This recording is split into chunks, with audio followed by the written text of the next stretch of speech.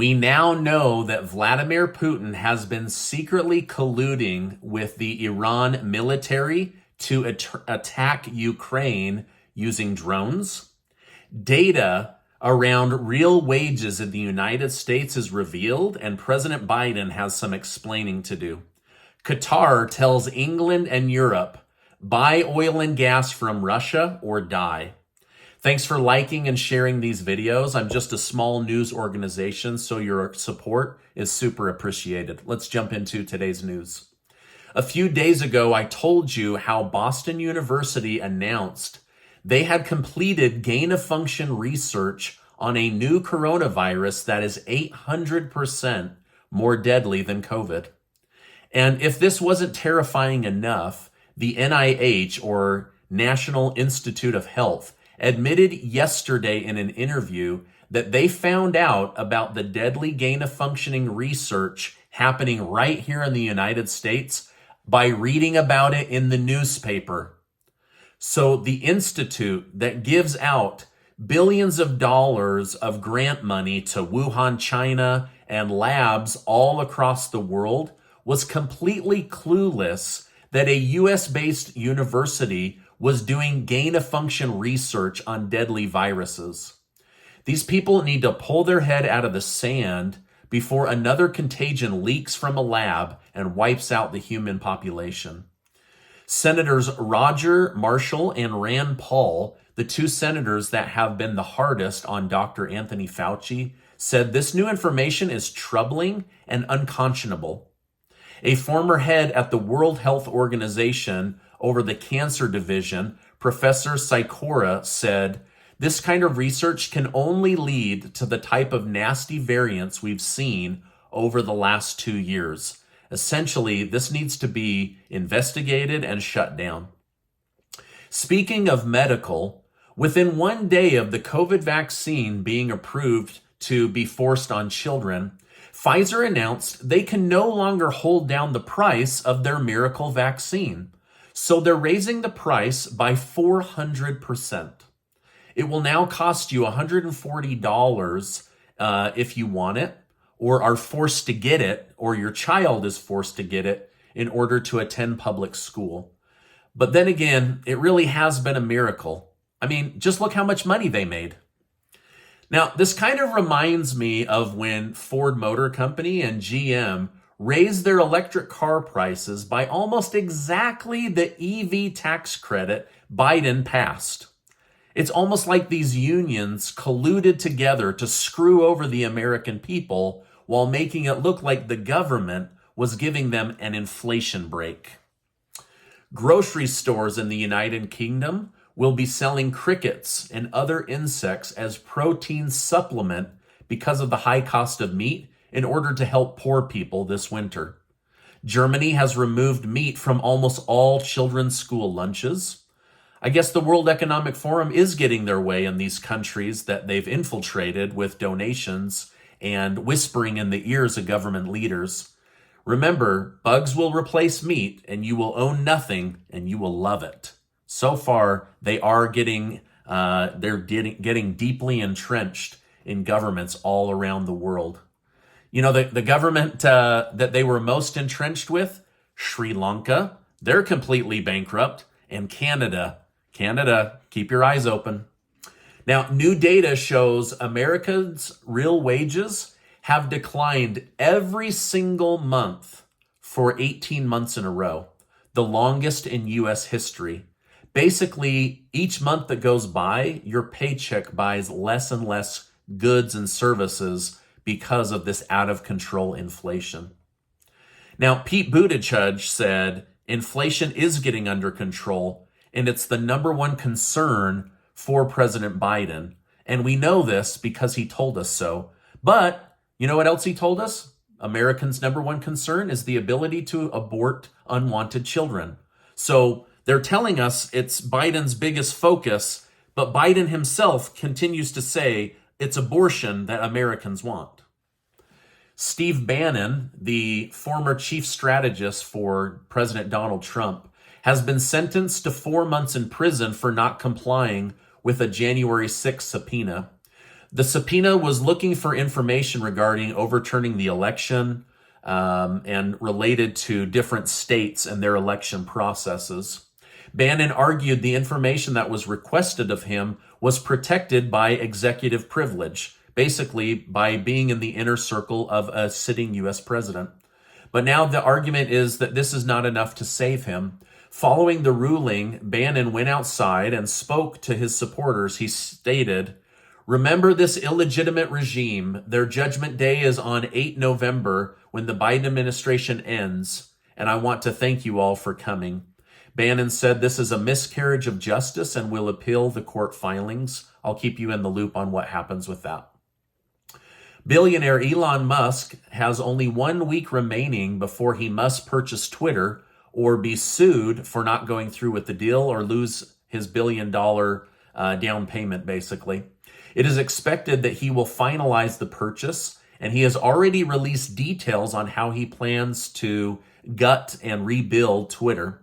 But one of the shocking details was he admitted he plans to lay off 75% of the employees. So to take Twitter from 7,500 people down to 2,000. Content moderation will also be less severe, and he will be letting many people from the past back on the platform, including former President Donald Trump, if he wants it. But Trump has already said, I'm not going back to Twitter. Justice Amy Coney Barrett has upheld President Biden's authority to grant student loan forgiveness. A group of taxpayers fought to block the forgiveness program, but were denied by Judge Barrett. Biden has criticized Republicans for trying to block his forgiveness program and even used it as an argument for why Democrats need to win in November. However, this argument has lost weight as it was a Trump-appointed judge that upheld his authority. Forgiveness could start as early as this Sunday, though there is one remaining lawsuit at a federal level that is still pending. Democrat Representative Elise Slotkin has called for new leadership in the House. During an NBC interview, she stated, "I have been very vocal, including with my own leadership in the House, that we need a new generation. We need new blood, period, across the Democrat Party in the House, the Senate, and the White House." House Speaker Nancy Pelosi, however, responded by saying, "Of course we do, but in some cases, there's no substitute for experience." So this Representative Slotkin is saying Nancy Pelosi's experience is the very thing that she wants to replace. So she wants new thinking and new organization going forward in the different branches of government. After Russia used Iranian drones to attack Ukraine, the European Union has now imposed sanctions on Iran. The EU is planning to take action against Iranian manufacturers of the drones, while the United States says it's working to gather as much information about the drones as possible so that they can then, from a military aspect, help Ukraine take them down and defend themselves against these deadly drones. The White House even released a statement yesterday claiming that we have evidence that Iranian troops directly engaged on the ground in Crimea, which supports the idea that they helped Russia carry out these deadly and effective drone attacks in Kyiv. Now, they've taken out power plants, the major infrastructure targets. These drones were deadly accurate, and they kept trying to figure out how. So now we know, thanks to U.S. military intelligence, that Iran has boots on the ground in Russia or Crimea, helping Putin with these devastating drone attacks. NATO couldn't figure out how Putin's latest attack was so targeted and accurate, but now we know the drone creators and the Iran military are on the ground in Russia carrying out the attacks with Russia. It's also become more clear with 24 hours of additional intel that the U.S. nuclear submarine in the Arabian Sea has more to do with Iran and less to do with Saudi Arabia. The energy war continues, and with all the turnover in the United Kingdom, Britain seems to be preparing for energy blackouts. The Guardian News leaked that government agencies are giving secret TV and radio scripts to all news outlets to use in the case of an emergency power outage. The script says to ensure the people, the government has the blackouts under control and the power will be back on within 1 or 2 days. The truth is, these are pre-planned talking points to soothe the people.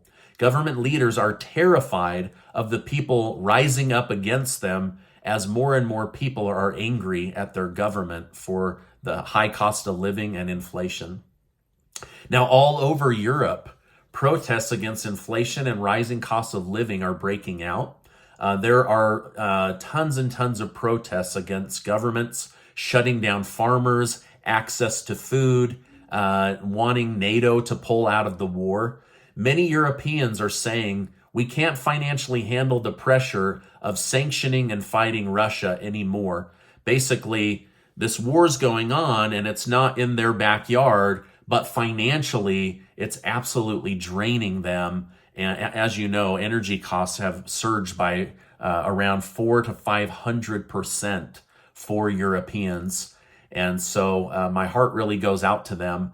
They're not directly fighting it, but with their wallets, it's just absolutely bankrupting Europe. In fact, Qatar Energy and Qatar have been supplementing energy needs in many European countries.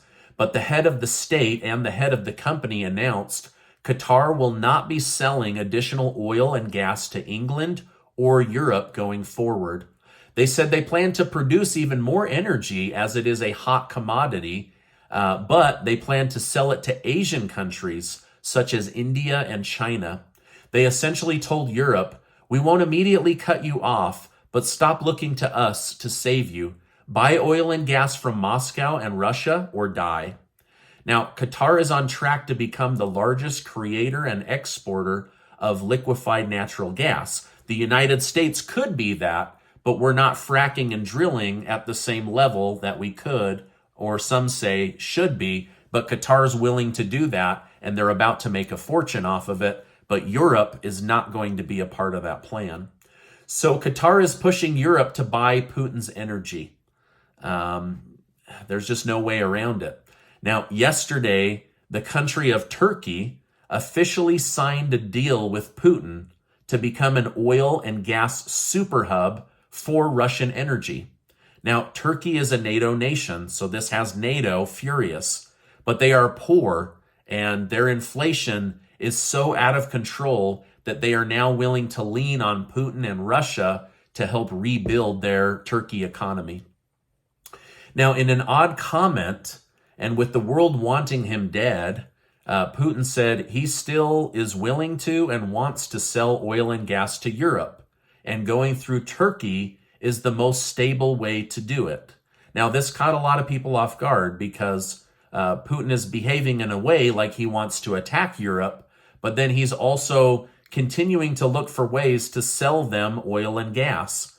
And it doesn't look like he attacked his own pipeline.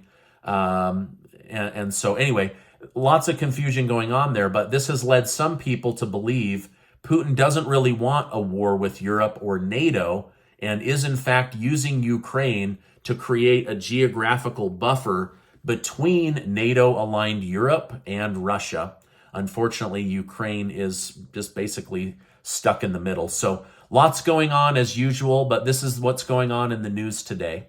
Now, this is my update for today. As I know more, I will definitely come on and share more with you. Before you go, make sure to take 20 seconds to sign up to be one of the winners of the $8,000 in cash and prizes that Casey and I are giving away thanks to generous video sponsors. And I'll make sure to leave a link down below. A couple of you are going to win $500 in cash. You can spend the money however you want, but all of the winners are going to get $100 and a hoodie, and we're excited to be able to give that away. So thank you so much, video sponsors, for helping out. Now, before you go, I want to remind you that you are amazing. I appreciate you being in my community. Make sure to check out this incredible video and be subscribed to the channel. Hey, I appreciate you stopping by today, and I will see you on the next video.